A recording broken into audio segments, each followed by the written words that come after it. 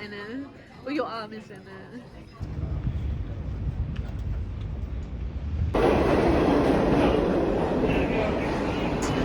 I don't think you can prove that you're actually in New York.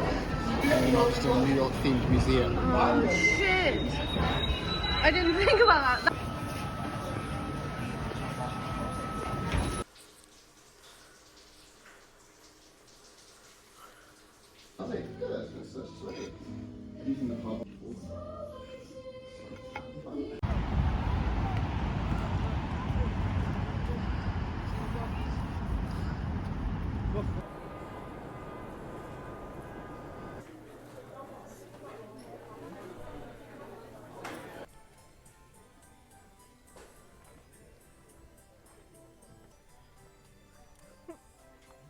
Perfect.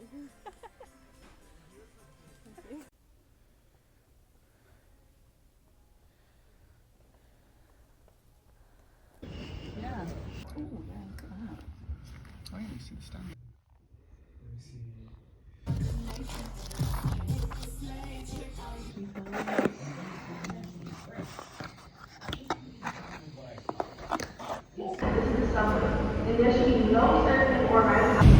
Sorry, it's fine.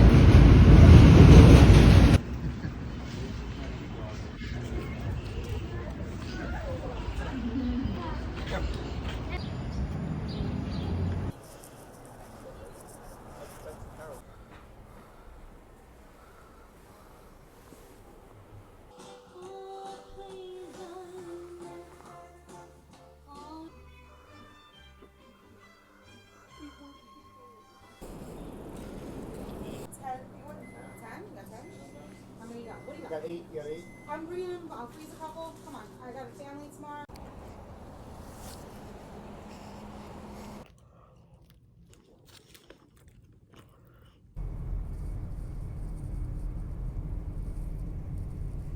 Hi, welcome to Actual Spinster. My name is Anna Marie, and today I'm going to do a video where I show you a bunch of books that I mostly got when I went on a recent trip to New York City.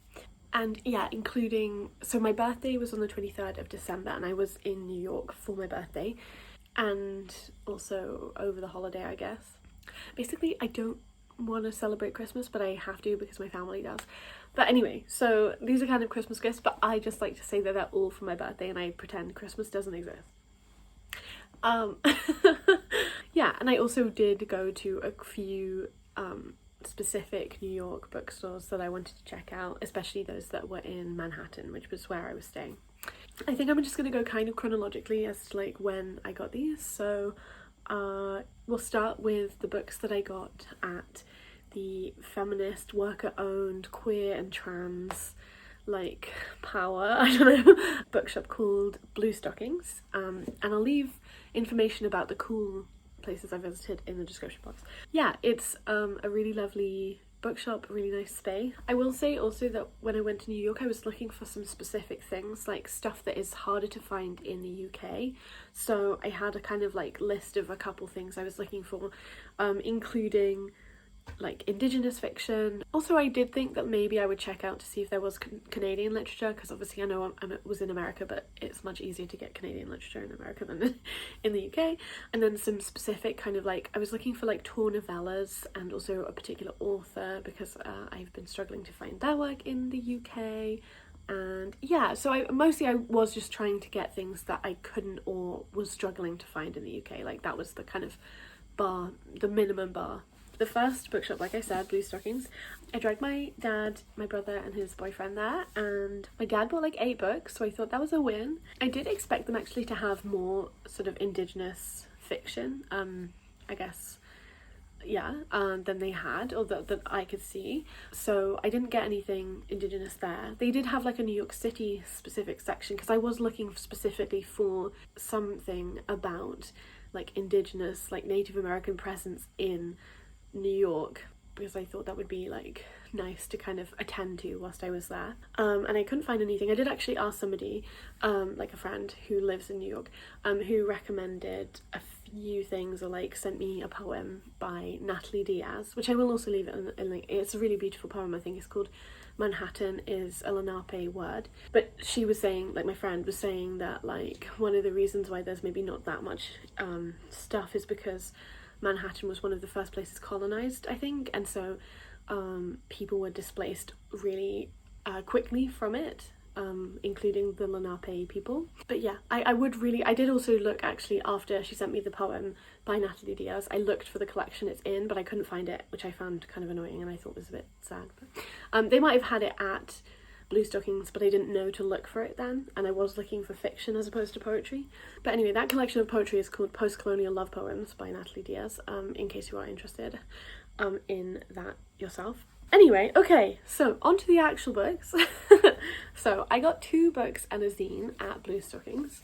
I got The Free People's Village, a novel by Sim Khan, my favourite booktube anti-Zionist Jew, who has written a couple books, and this is their most recent one, I believe. And I did again, I looked for it in the UK and I couldn't find it. And I will say, obviously, like, I guess maybe I could find things more if I used Amazon, but I just flat out refuse to use Amazon, because I don't have to use it. Like, there's no reason to. Yeah, so it has this like cool, you know, inside cover, and there's like a map on their like end pages, that's the word. And then the cover of the book, it turns into a really fucking cool punk poster. There's like a burning cop car, like, it's super lovely. So yeah, I picked that up and I'm looking forward to reading it. Yeah, and I just really appreciate Sim Khan, so I also kind of wanted to do it from that perspective. But here's the bookmark from Blue Stockings. And then the next book I got was Little Fish by Casey Platt, who is a Canadian author. And this book, like, I have had my eye on for a while. I think she has actually written like a new book that has come out. I think this was written like a couple years ago now. I feel like maybe in the late 2010s or something. Yeah, 2018. Yeah, so I've had my eye on it for a little while. I have actually read a Casey Platt book before. Actually, it was a collection of her short stories many years ago called Safe Girl to Love, I think is what it was called. And I thought they were enjoyable. And this, I was reading the back of this, and I guess, like, I really like to read about Mennonites. Or at least, maybe it's just because Miriam Toews wrote and writes, I think, mostly about Mennonites, and I loved All My Puny Sorrows, which I read, not last year, but the year before now, and it was just fantastic. And I know, yeah, she writes mostly about Mennonites, especially Mennonite women. Yeah, and then this book is about Wendy Reimer, a 30-year-old trans woman who feels like her life is frozen in place, and when her grandfather passes away, she maybe discovers, or is sort of like, has a phone call with someone who tells her that maybe he was transgender, and so she kind of like goes on search for the truth, I guess, and is you know, trying to unravel the mystery of her grandfather's world and reckon with the culture that both shaped and rejected her. So yeah, it seems really lovely and interesting. I'm pretty sure somebody maybe did send me some content warnings for this a while ago, so I will check those before I read it. But okay, and then the little zine I got is this, which I obviously had to pick up. It's called Mask on Tape, Dyke Studs, Butchers and Trans Masks in Media, and it's just really cute. And it's also really cute because it's curated by a fan with love. Thanks, Annie Jo. So yeah. Oh, actually, I should have actually started with this book because I wanted to show it, even though I didn't get it in New York, but I did get it for my birthday. I opened it before I left here. It's from Mari, and I was looking for a Jewish cookbook that is like non-Israeli, doesn't do that stuff. And she found me this like gorgeous book from the 1980s called Out of Our Kitchen Closets, San Francisco Gay Jewish Cooking. It's lovely. And it was sold through this particular congregation that was like specifically queer friendly, I believe, in San Francisco. And it says like $3 from every copy sold goes directly to the food bank of the San Francisco AIDS Foundation. And then also there's this cute little dedication from 1991 that somebody obviously wrote when they gave it to someone that says, "Larry, learn to cook these recipes and I'll give in and move in with you. Even though you're gruff and something and mean, I still am so happy you are in my life. Love, AM, LM, I have no idea."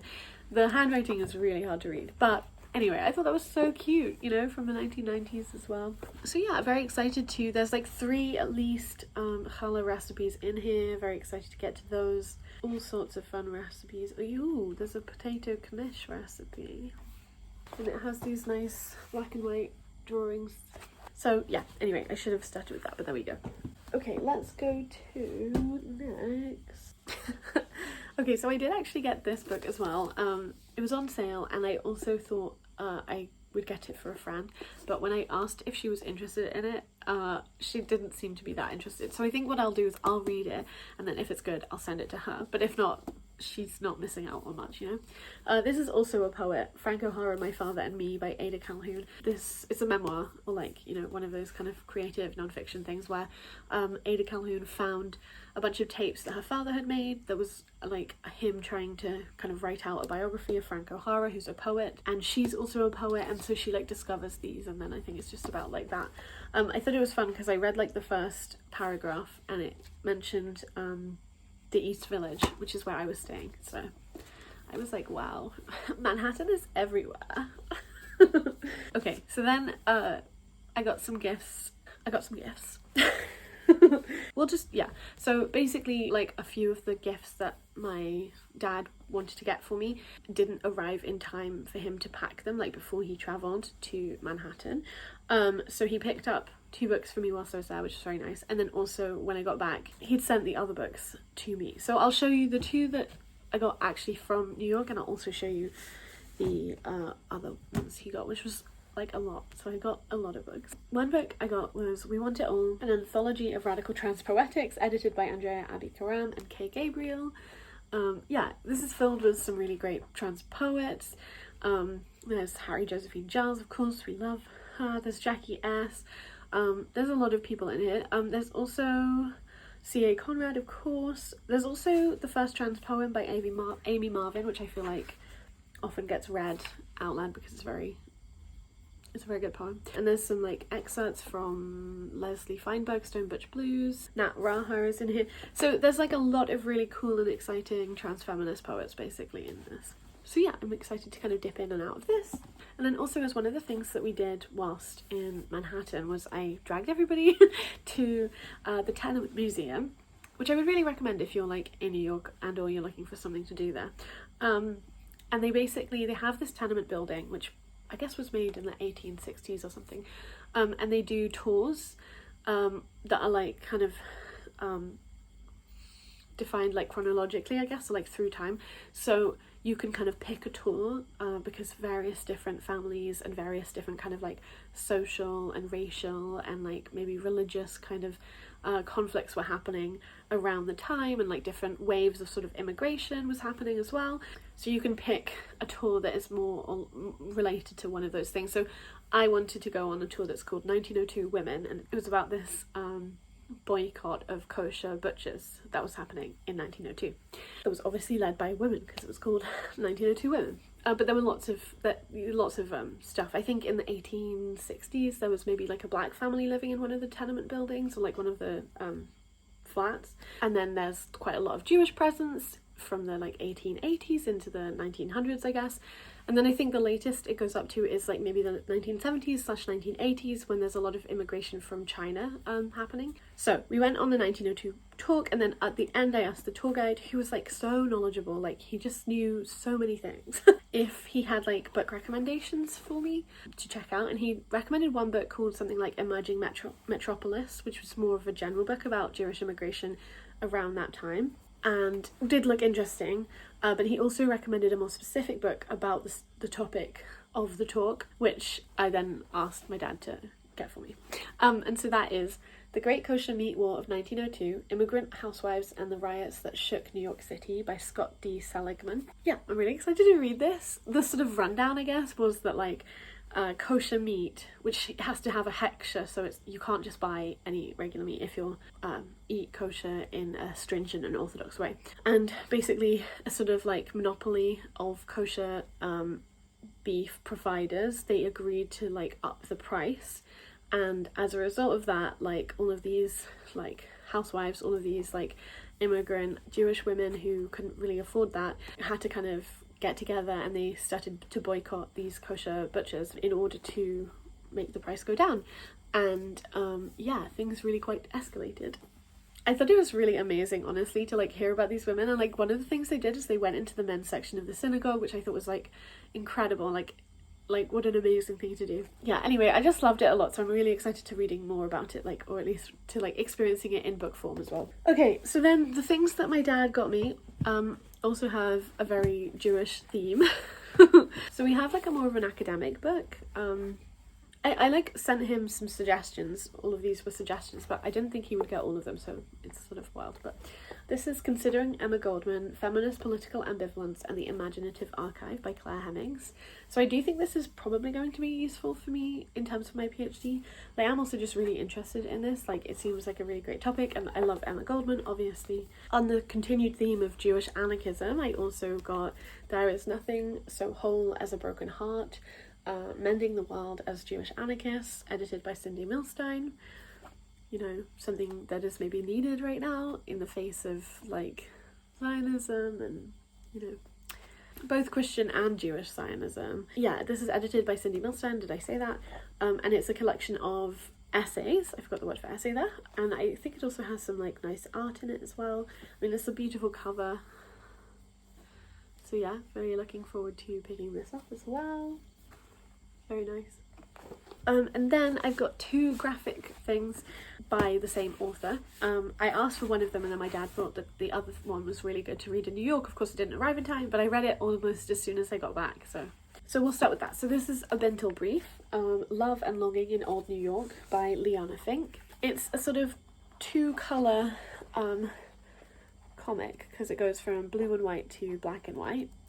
And it's really wonderful, and I'll try not to review it actually, but I just really enjoyed reading this. It's about a Yiddish newspaper that was founded in the early 1900s, and they had a particular page on the back where basically people wrote in for advice. It became a kind of like letter to the editor advice column, and so this picks like a couple instances of those letters and you know, animates them through the graphic format. And yeah, I just fucking loved it. So there's that. It just provides like a really great snippet of like Jewish immigrant life in the turn of the century. And then the other book by Liana Fink that I have is Let There Be Light, The Real Story of Her Creation, which is a retelling of the Book of Genesis.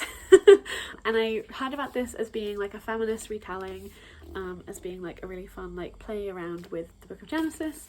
And yeah, I'm really looking forward to getting to it. Similar kind of art style. I think, you know, obviously maybe if you don't like this art style or you kind of want there to be more colour, you might not like this so much, but at the same time I sort of feel like, and I felt this with this, like it just kind of really worked, like. And on the back it says, praise for the Book of Genesis, of which this book is an adaptation. It may read like fiction, but it's all 100% true, Plony Almoni. Anyway, so it looks like it has a sense of humour. I wish I could wait until like it's in line with the Parsha, but I think that would be like 8 months from now, and I'd kind of like to read it earlier. Also, I think I will be giving myself kind of like a pass for gifts for my 2000s reading. I also have decided to give January kind of like be the like spillage month, because I was reading so many things in December that I'm trying to finish now, so I can kind of start February more with like a bit of a clean slate. Anyway, okay, so those are the things that I got for gifts. I also went to the Strand bookshop a lot because I was staying right nearby it, and you know, it's a big bookshop, so I went in and then I left and then I went back in. And I did also visit this bookshop, which is Sweet Pickle Books. I didn't get anything from it. It's a secondhand bookshop, and you can like go, and if you donate 4 or more books you get a jar of pickles, which is a really lovely system, I think. Yeah, so it says eat more pickles, read more books, and I wanted something to like remember that I had been there even if I didn't buy anything. Yeah, let's get on to my final purchases. Something I really liked about the Strand is that they include new books and also secondhand copies like on the same shelf next to each other, which is really great, because then you can be like, oh, I'd love this book, but this is $20, and then you're like, oh look, there's a secondhand copy version of it for $8.50, which happened quite regularly for me. I'll try to breeze through these, but you know. I also sort of sent myself some messages about like presses that are more easily easy to get in America, which is true, but it is a little funny because one of the books I picked up is like about, I think it's like by a British person, but whatever. But this is Geraldine Brooks' People of the Book, which I've had my eye on for a while. It's a historical fiction novel, I think, about Jewishness.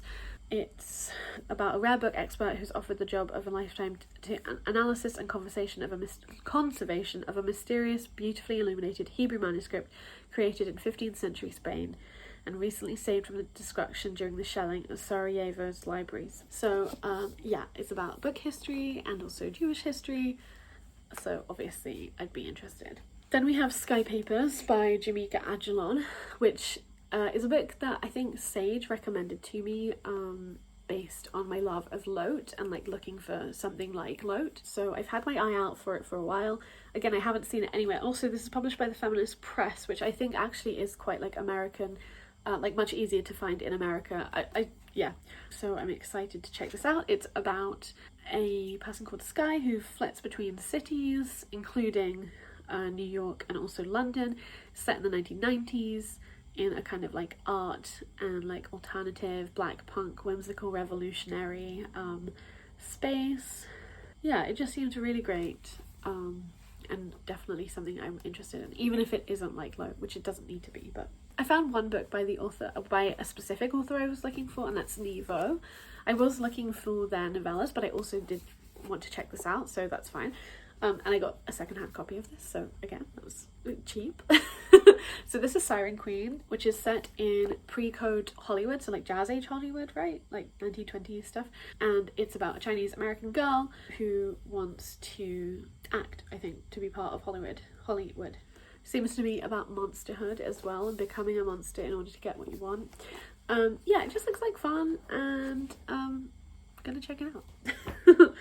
And then I did find one tall novella, and that is The Lamb Will Slaughter the Lion by Margaret Killjoy. If you love podcasts, you might know Margaret Killjoy, but she does also write books. I think she has like a short story collection out now as well, and there's also a follow-up to this to this novella, I mean, sorry. So this is part of the Danielle Kane series, apparently, which is a dropkick in the mouth, a narco-punk fantasy that pits travelling anarchist Danielle Kane against vengeful demons, hypocritical ideologues, and brutal, unfeeling officers of the law. It starts from a place of searching for clues about her best friend's mysterious suicide.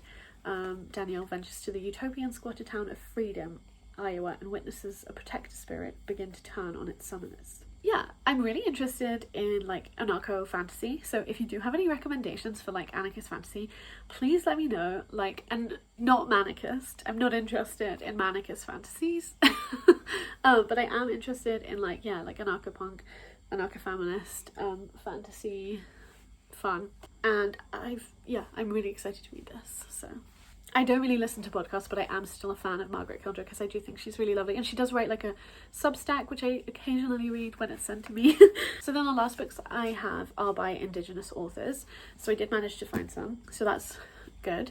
I don't think either of these authors do have particular ties to the Lenape people, but I might be incorrect. I honestly really struggled to find information, and like maybe that's just because I was kind of fatigued the whole time, and I still am. But I also just felt like, yeah, when I asked questions to like booksellers and stuff, nobody had very good answers for me, which I thought was a kind of a shame. Like, but anyway, okay, so one of them is obviously very famous. That's Louise Erdrich's Love Medicine book, which is also part of a series, and I would love to read the series. This was published in like 1980 something, so it does work for my 2000s project. It tells the story of two families, the Cashpaws and the Lamartines.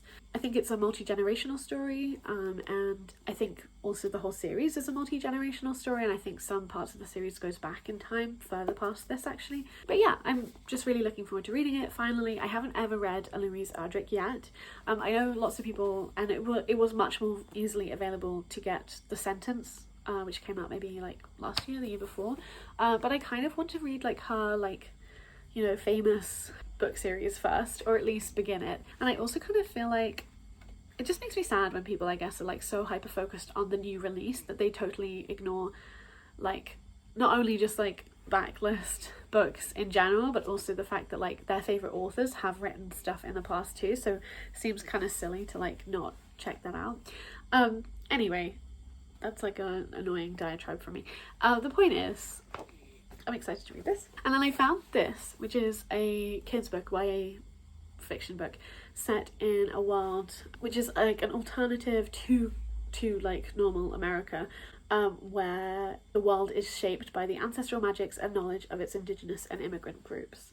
And Alatsue, the main character, she can raise the spirits of dead animals, and she has a ghost dog, like her own ghost dog, called Kirby, who I would imagine is here on the cover. Yeah, and I think this is about a mystery. Yeah, she's trying to understand like what happened when her cousin dies. And yeah, this is by Darcy Littlebadger. I don't remember if I said it's called Alatsue. I don't think I actually said that either. This does actually have like information to sell this in the UK, but again, I've never ever seen this in the UK in any of the bookshops I've been to, so I thought I would pick it up there. And yeah, I'm excited to get to this as well. So I think of all those books, literally only Love Medicine actually does coincide with my reading project to read only pre-2000s published books. I think, you know, I've developed like a point system basically, and I get more points if I do read books published pre-2000, but I don't, like, it's okay if I read books post. I get more points if they're closer to 2000 than to 2020s, so some of these books would give me more points than others still. And like I said, I do think that gifts aren't going to be counted against me, at least, because it seems silly to do that when it's nice to read gifts from people like in the year that you got them, or at least like around the year that you got them. If this has kept changing angle, like, I am really sorry if my phone keeps dropping from where I'm resting it. Anyway, I also just wanted to show you this Strand bookmark that I got. Yeah, I think that's everything. Let me know if you've read any of these books, if you think I should prioritize any of them, if you've ever been to Blue Stockings or any other cool places in New York City. I hope you're having a nice day when you're watching this. I hope it maybe can give you some space to refresh before trying to go out and deal with the horrors of the world again. Thank you for your time. Alright, I'll talk to you when I next talk to you. Bye!